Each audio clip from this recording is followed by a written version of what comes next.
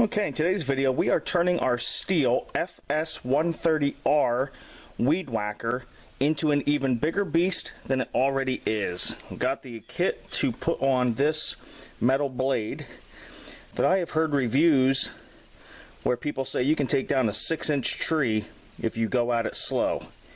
We're going to get this installed and we're going to find out. Pretty simple. First thing is we're going to be swapping this guard out for a bigger one, so I took a pick and cleaned all the grass out of these 4 screws. I'm going to remove those 4 screws, and then we're simply going to install our new bigger guard, which it doesn't come out any deeper, it just wraps around more for protection. Okay, once we have that on, now we're going to slide this piece here on. Smooth side's going to go against the back side of the orange piece, and we're going to be using the lower track, and that's going to go right in this track. It's going to go all the way over until you hear that click in there. Okay, so next we're going to have the blade attachment for when you go to put the stringer head back on. That's going to slide in the upper track. There's a hole in the back side here right above that clip, and then there's a hole here. You're going to line those up, and then we're going to pass a screw through there to lock that in.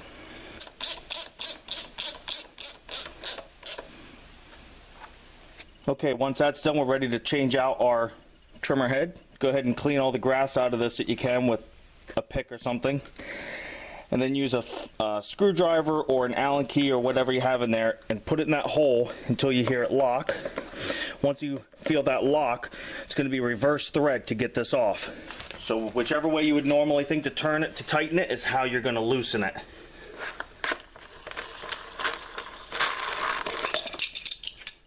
Now this metal cup that fell off is going to stay on there.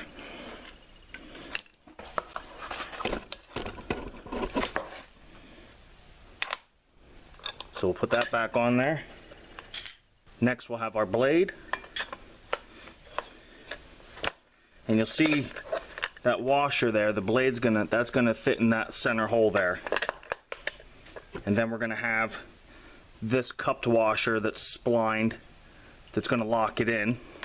So it's gonna go over top, and it's gonna be coned with the cone facing up. Then we'll put on this cup, and then our lock nut. And remember, everything is reverse thread, so I'm actually turning this counterclockwise to tighten it. And then I'll have to put my screwdriver in the backside to lock it to tighten that down. Okay, once you have that all tightened down, we're ready to go play. Now, if you go to switch back to a grass head, this really isn't that big of a pain at all. We're just going to stick a screwdriver or something in that hole to lock the head, turn that nut off, and just swap out the heads. The guard can stay on here. It doesn't come out any farther than the old guard, it just wraps around more for protection. It still has the trimmer part to cut the string down to size and all that, so this does not need to swap back out. And for some reason the kit did come with another handle. We don't need this. It's just, I don't even know why they put it in there. The stock handle's just fine. So that's all there is to this. Let's go see what happens. Now this isn't a tree yet, but this is a bush that drives me absolutely nuts, and you can see inside there it's about 1-inch branches. It's a pretty big bush. So we're going to tackle this, and then we'll move on to a small tree if it does this okay.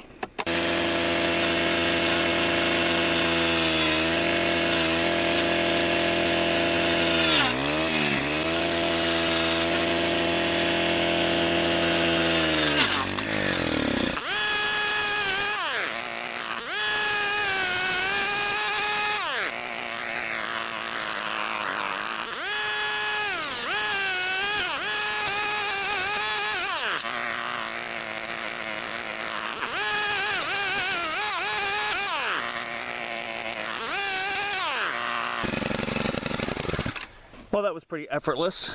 Some of those were actually a little bit bigger than I expected. That one goes to about at least 1.5 inches there. I'm ready to use a tractor to grab this out of here. It's all a big tangled mess. Like I say, it's a really big bush that keeps coming back with a vengeance.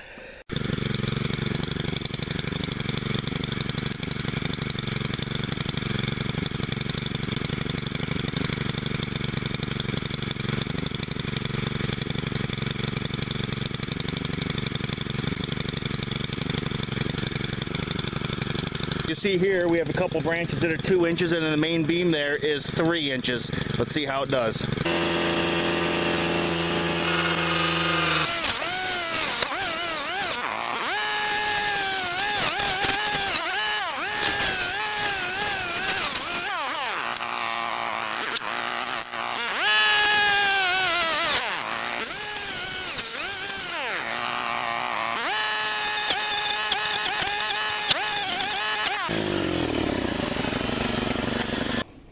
where I actually cut towards the bottom there, it's probably closer to 4 inches.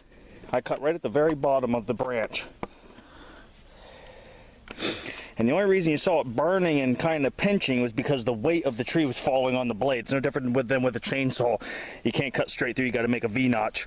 And because this was twisting at a weird angle, it kept pinching the blade of the weed whacker. So I just, you know, worked through it slowly and at different angles. I should have recorded this one. This was leaning the right direction, so it wasn't pinching my blade or anything. I worked in slowly from all directions, and it just took it right down. Pretty much effortlessly. Again, you can't go too fast. But again, you see, I just worked in all directions and it toppled right over. We've got 6 inches across that direction, and 4.5 inches that direction. So again, excellent, excellent investment. And after this, when I go and hit little stuff like shrubs and other thick brush that's too big for the string trimmer, this thing just goes through it effortlessly. I mean, good Lord, we're taking down small trees. So again, highly recommend it. I'm happy with it. Hit the like button, hit the subscribe button. Appreciate you watching. Thanks for the support.